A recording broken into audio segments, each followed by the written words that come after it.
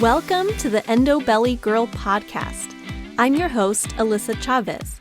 I'm a nutritional therapy practitioner and restorative wellness practitioner on a mission to change the way that we support women with endometriosis.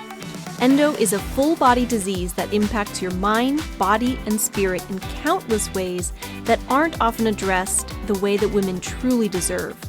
We are here to talk about all of it. Please keep in mind that the content of this show has been created for educational purposes only and should never be used as a replacement for medical diagnosis or treatment.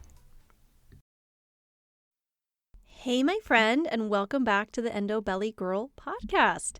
If you are listening to this episode in real time, then Happy New Year, because it is officially 2025, which I can't believe how crazy fast that's going by. Now that we're in the new year, so many of us are looking to turn over a new leaf, right? New year equals new beginnings, right? So maybe you're in a place where you feel like you had too much sugar, too much junk food during the holiday season, and now you're looking to get back on track. Today, we are going to dig into detox, although it might not be what you think. We often think of detox as looking like juice cleanses and crazy diets and not having very much food, but we're going to look today at a different approach, one that actually works. So let's start out by looking at some myths versus truths when it comes to detoxification. Myth number 1, you have to, quote unquote, do a detox in order to clear stuff out of your body. Truth, your body has built-in natural detoxification processes. So all we really need to do is to support those. Myth number 2, when you're detoxing, you can only drink juice. The truth, your body actually needs nutrients in order to detoxify. Myth number 3, detoxing is all about what you put into your body, what you're taking, what you're ingesting. Truth, a large part of supporting detoxification is really about what you stop putting into your body. And we'll circle back to that in a little bit. Let's dive into all things detox. First of all, why does detoxification matter? Well, a lot of reasons, but the foundation of it is that this is how your body removes toxins from your body. Right? That's why we call it detoxification. You're removing toxins. And those toxins are coming into our bodies on a daily basis through our food, through our environment. When we're detoxing, we're also clearing out waste from inside of our bodies, things like excess hormones that we're done with. This is why supporting detoxification can help to support estrogen balance. If you want to learn more about that, how detoxification can support your hormones, check out episode 58, which was called Toxins and Hormone Disruption. And that's all about that topic, all about the chemicals that disrupt our hormones, how they disrupt our hormones, what we can do about it, all things toxins and hormones. That's episode 58. I will link to that in the show notes, so you can go check that one out. So let's take a look at how your body actually detoxifies. I mentioned that your body already has systems for detoxification, so let's take a look at what those are. First one, and really one of the biggest players in the detox game, is of course your liver. Your liver filters your blood all throughout the day, and it sends toxins out through your gallbladder to your colon to your poop. So you end up eliminating toxins through your poop at the end of the day. Then we have your kidneys that filter blood and ends up excreting toxins through your urine.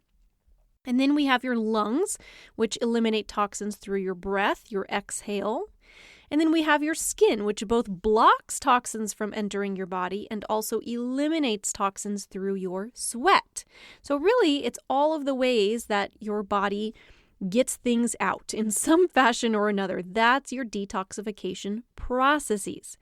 Our real job when supporting detox is to support those natural processes that are already happening. So what does this look like? That includes, first of all, making sure that you are actually peeing, pooping, and sweating regularly, because those are the main ways that your body eliminates toxins, and that you are giving your body the nutrients that it needs to detox. That is super important and definitely overlooked as well. That's why actually sometimes when you're doing something like a juice cleanse, it can actually do more harm than good, because if you're really focused on just drinking juice or whatever, you may be missing out on some of the vital nutrients that your body actually needs in order to detox, which is totally counteracting what you're actually trying to do. So you want to make sure that you are peeing, pooping, and sweating every single day. So what does that mean? How do you make sure that you're peeing, pooping, and sweating? All the wonderful, sexy things that we talk about on this podcast, right? First of all, drink plenty of water. You can't sweat, you can't pee if you're not, and can't poop either for that matter, if you're not drinking plenty of water.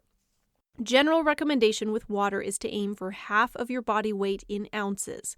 So for example, if you weigh, say, 140 pounds, then you'll want to aim for about 70 ounces of water daily. And I will add to that, if you're drinking water, which you are, of course, you want to make sure you add electrolytes in order to help to make sure that your body is actually able to absorb the water that you're drinking. So that can be just a pinch of sea salt. I'm a big fan of Redmond's Real Salt, is my fave. You just add a little pinch of that to your water. There's plenty of electrolyte blends. Some are better than others. I'm not going to get into all that today, but having electrolytes with your water will help to make sure that you can actually absorb it, which is important, you know? Then we want to make sure that we're pooping.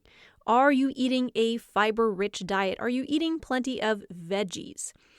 Are you, again, drinking enough water to make sure that you can poop regularly? That's one of the first things that I look at. If I have a client come to me and they say that they're struggling with constipation, it may sound super simple, but you'd be surprised how many people actually don't drink enough water and or don't have enough minerals in their water for their body to actually be able to absorb it. So we make sure that they're drinking enough water. And support your gut health if you need to support your gut health. This is something that I support a lot with my clients. We talk about poop a lot in my practice. When I'm working with clients, we talk about poop a lot. Are you pooping regularly? What is the consistency like? Is it solid? Is it too hard? Is it too soft? Can you see undigested food in your stool? All these things, because that can all be when there's stuff going on that isn't quite right, or you're experiencing a lot of bloating or nausea or anything like that, can be signs that your body needs support in some fashion. Maybe you need more support with your body producing digestive juices. Maybe you need some enzymes. You know, maybe your body needs help breaking down fats. There's many different things. Maybe your microbiome is out of balance. Maybe you've got a gut infection going on. Those are all things that I explore with my clients. So if you feel like something's off with the gut, maybe you're not pooping regularly or you've got a lot of GI issues going on, that may be something to look into, right? Because supporting your gut health is a huge, huge, huge piece of supporting detoxification. If you can't poop regularly or you're having weird stuff going on with your poop, you're probably not detoxing super well. So definitely address that before you just start doing juice cleanses and stuff. That's my advice for your day.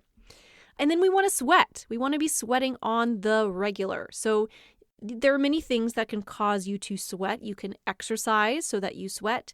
You can hop in a sauna. I love saunas, highly recommend. One of my members inside of the Endo Wellness Initiative was recently asking about saunas on one of our live Q&A calls. So we're having a conversation about that. Great. I love me some saunas because when you're sweating, you are detoxing, and that is good. Hot baths can be really good if you don't have access to a sauna on a regular basis. Something like hot yoga can be good to get you sweating, although I actually don't practice hot yoga myself. I just practice yoga. I'm a yoga instructor as well, in case you haven't heard me talk about that on this podcast. I teach regular yoga classes to members of the Endo Wellness Initiative.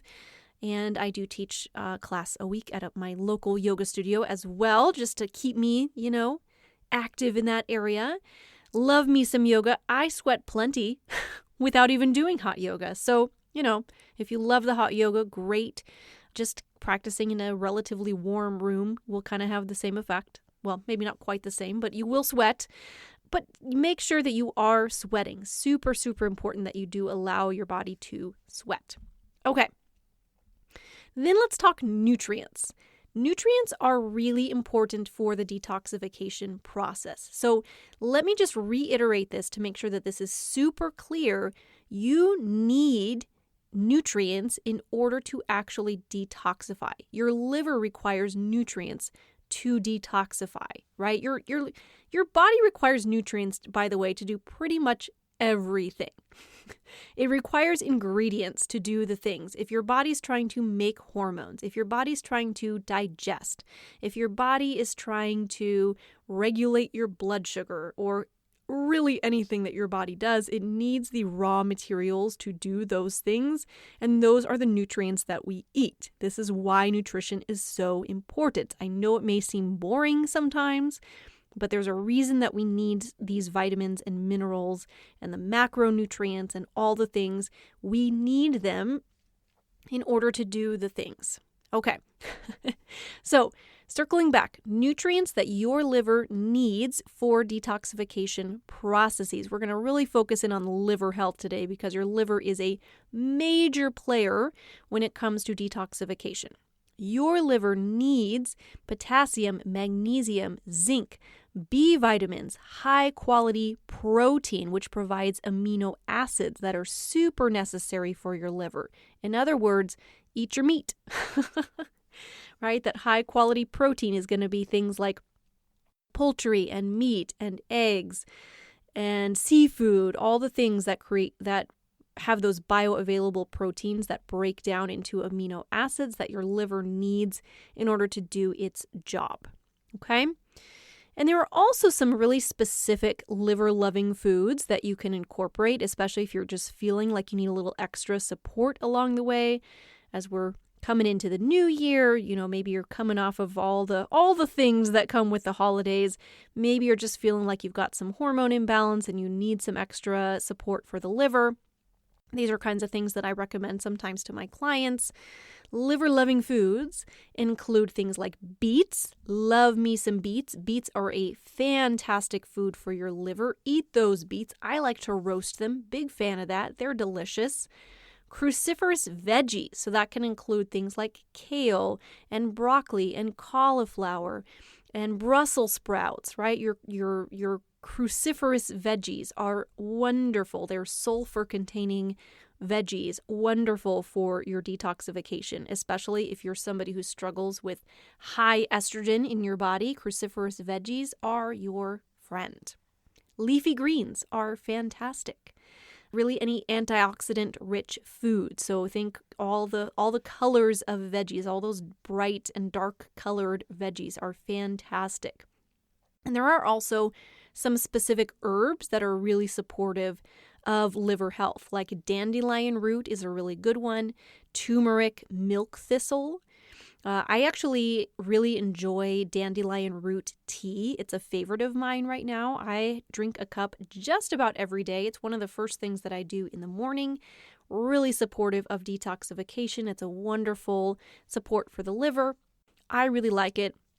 I do really like turmeric ginger tea also. I do that one on a regular basis as well. So definitely incorporating some of those herbs. There definitely are teas that have milk thistle in them as well. I've seen some that have blends or that by itself, but definitely incorporating some of those herbs, at least on like a weekly basis, if not a daily basis, can definitely be super supportive of your liver. Okay, so far we have talked about what to include to help to support detox, but we definitely need to have a conversation about what to leave out. Because we'll support our liver all we can by giving it the nutrients that it needs and making sure that we are peeing and pooping and sweating, all the things that we talked about. But also, our livers are very often overwhelmed, overburdened by all the things that we come in contact with on a day-to-day basis, right? And this is, I think, where oftentimes we feel the need to do a detox, so to speak, because our livers just, they get overwhelmed. There's too much in this day and age. Because I really notice this nowadays because I'm very, very conscious of it, but everything we come into contact with these days, it seems like, contains toxins. It's gotten pretty nuts. And that can come from so many different sources. I talked about a lot of that in episode 58, that episode that I mentioned earlier that will be linked up in the show notes. But I did want to give at least an overview of that here so that you have an idea of things that you want to be thinking about. So definitely pesticides and herbicides are a big issue when it comes to chemicals that can be disruptive and not supportive of detoxification. And this is where you want to definitely look for organic, especially when it comes to your produce. Unfortunately, our produce can be very heavily sprayed with pesticides and herbicides. Environmental Working Group, by the way, has some great resources on this. If you do a Google search on Dirty Dozen, you'll find the Environmental Working Group's information on the Dirty Dozen, which is basically the 12 types of produce that are most high in pesticides and the ones that we definitely want to avoid and go organic on those. And then there's also a Clean 15, which are the 15 types of produce that have the least chemical residue. So if you're not able to afford budget-wise doing all organic, at least you want to do some organic. You want to do the organic at least for those Dirty Dozen, right? And the same thing goes, by the way, with proteins. That's why I am all about the sourcing. Sourcing matters. Besides just for environmental and animal rights reasons, this is coming from a former vegetarian, by the way. I was a vegetarian for about 6 years where I ate no meat at all. And now I do feel much better eating meat, but I definitely am very aware of the sourcing as well, both for the health of the animals and for the health of us as humans. So looking into pasture-raised meats and poultry, grass-fed, all the things where you want to make sure that animals were well taken care of and well fed, because otherwise, if you're consuming unhealthy animals, it's probably not going to be super healthy for you. And then we also want to think about your water sources. What is in the water that you are drinking? I was actually just on a call with a client just a little bit ago before I hit record, and she was talking about how she knows in the area that she lives that there's just been a bunch of chemicals dumped into the water. Unfortunately, I feel like I hear that all too often. So definitely you want to be filtering your water. I'm a big fan of I'm saying the wrong thing. Reverse osmosis water. Distilled can be fine too, but with either of those, reverse osmosis or distilled, you definitely want to be adding electrolytes back in. You want to remineralize your water to make sure that you're able to absorb it. So definitely some sort of good filtration system is always best. It can be a bit of an investment, although there are much more affordable systems for that these days, but so worth it to avoid some of those yucky things that work their way into our water. Okay, and then we'll have to definitely talk about processed foods too. All of the packaged foods that we eat, all of that stuff can very much come with a whole bunch of junk. Chemicals, refined sugar, inflammatory oils, preservatives, all those things can also impact your liver and give it more work to do, which we don't want. So if you are eating packaged foods, I eat some packaged foods myself. I certainly do my best to stick with a whole food diet as best I can. But, I eat some packaged foods because sometimes life is just busy and you need to grab something quick, but at least look for packaged foods that have whole food ingredients. If you're looking at an ingredient label and you don't recognize half of the ingredients, that's probably not something that you want in your life. And then we also want to look at toxins in our homes. Plastic household cleaners, personal care products, anything that has a synthetic fragrance, which is so many things. At the time that I'm recording this, it's shortly before Christmas, and I have already gotten so many gifts that are, fragranced soaps, and I got a room spray and candles and all these things, which I'm super appreciative for the gift itself, but I just don't want the synthetic fragrance in my home. It's just really not great for our bodies. And then we also want to think alcohol. Alcohol's not great. It's hard on the liver. We all know this. Everybody, this is not news to you, I don't think. But, think about it. How much alcohol are you actually consuming? Because it can be very inflammatory. It can be very hard on the liver, especially if you're consuming a whole lot. Easy on the alcohol, right? I'm not saying you need to completely eliminate it, but limit your alcohol, right? Especially if you're struggling with detoxification. And then also thinking about things like smoke and air pollution. What's your exposure like to all of that stuff? Because that will make a difference as well. Now remember, it can get very stressful if you're trying to be super perfectionist about that stuff and eliminate every toxin you could possibly come into contact with. That's not realistic for most of us. But you want to do your best to reduce your toxic load so that you can reduce the stress on your liver. So it's not about perfection. It's just about doing your best so that your liver stands a chance to be able to keep up with its toxic load. That's really the purpose here that we're trying to achieve. Okay. Really, that is the main process for supporting detoxification in your body. I told you, it's maybe not what you think when you think about detoxification.